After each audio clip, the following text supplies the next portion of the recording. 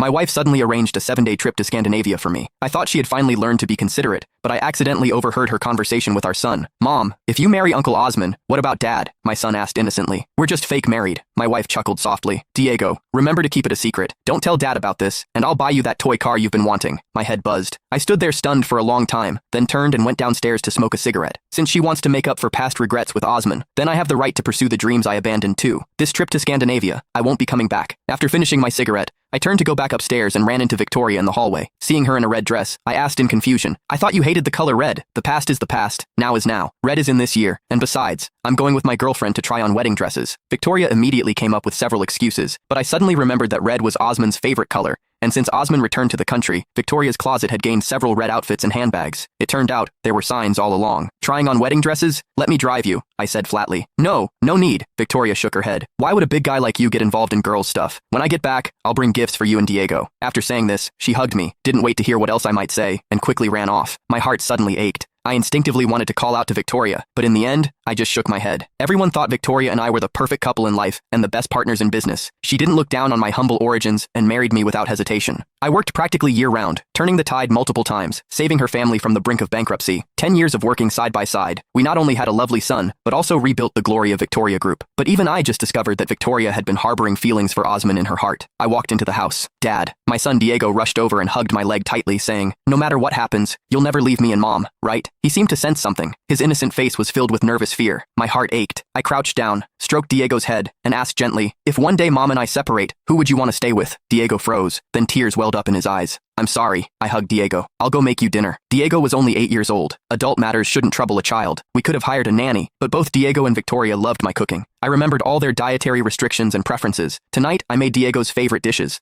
When Diego saw the food on the table, he suddenly burst into tears and looked up. Dad, you already know about Uncle Osman and Mom getting married, don't you? Mom told me it's just a fake marriage. Dad, please don't be angry, okay? Mom loves you. I sighed softly and held Diego in my arms. I knew his little head couldn't hold all those complicated twists and turns. He simply believed Victoria naively, hoping Mom and Dad wouldn't separate. Unfortunately, the adult world isn't that simple. After dinner, I saw Victoria's girlfriend post on Twitter and couldn't help raising my eyebrows. Although the photo of trying on the wedding dress didn't show the face, that little red mole on the neck, Victoria had one too. The photo of intertwined fingers with a man clearly showed the mark of a ring on the ring finger, the watch the man wore. I'd seen it before. It belonged to Osman. The caption read, the moon I missed will always come back to illuminate me once more. That phrase seemed familiar. I rushed into the study and moved Victoria's computer. Underneath was a notebook. The moment I opened it, that exact phrase jumped out at me. All signs indicated this account wasn't some girlfriend's, but Victoria's own. Scandinavian trip. The fictional girlfriend's wedding and Twitter account. Victoria, to deceive me for Osman's sake. You could come up with such absurd tricks. I muttered to myself and picked up my phone to send a message.